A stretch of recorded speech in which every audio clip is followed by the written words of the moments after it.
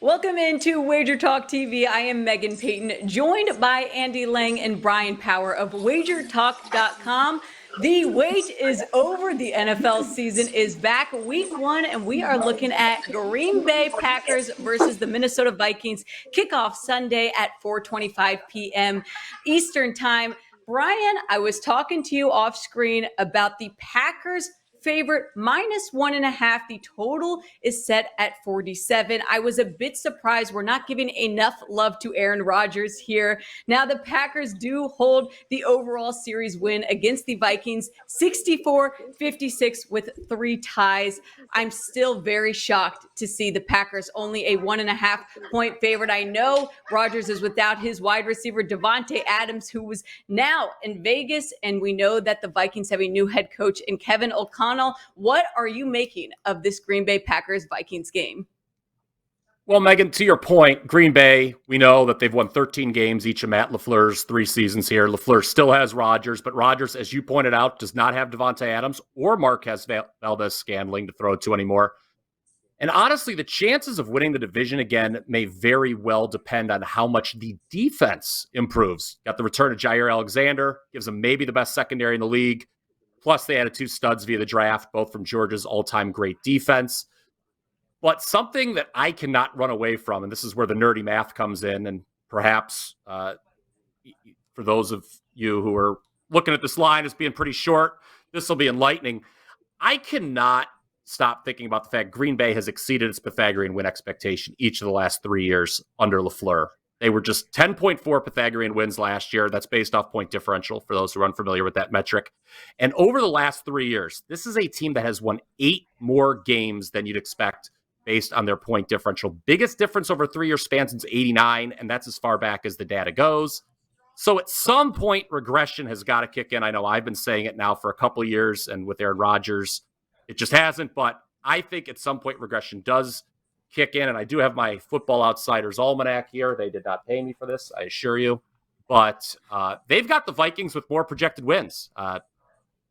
9.5 to 9.3 for the Packers. Obviously, it's kind of a wash, just a 0.2 difference. But as you mentioned, Megan, Vikings, new coach. Offense should be better, given the weapons available. And the key, just like Green Bay, defense should be better as well. They were top 4 in DVOA from 2017 to 2019, but have fallen to the middle of the pack the last 2 years. If you think the Vikings are set to improve and the Packers are set to decline like I do, I'd sprinkle a little bit on the Vikings money line here. This was a very good home team under Mike Zimmer, and I think that can continue. 83% of the money on the Vikings and 95% of the money on the under. Now, Andy, you give us all of the best prop bets. So what are we looking at here for Vikings versus Packers? Give us something to bet on.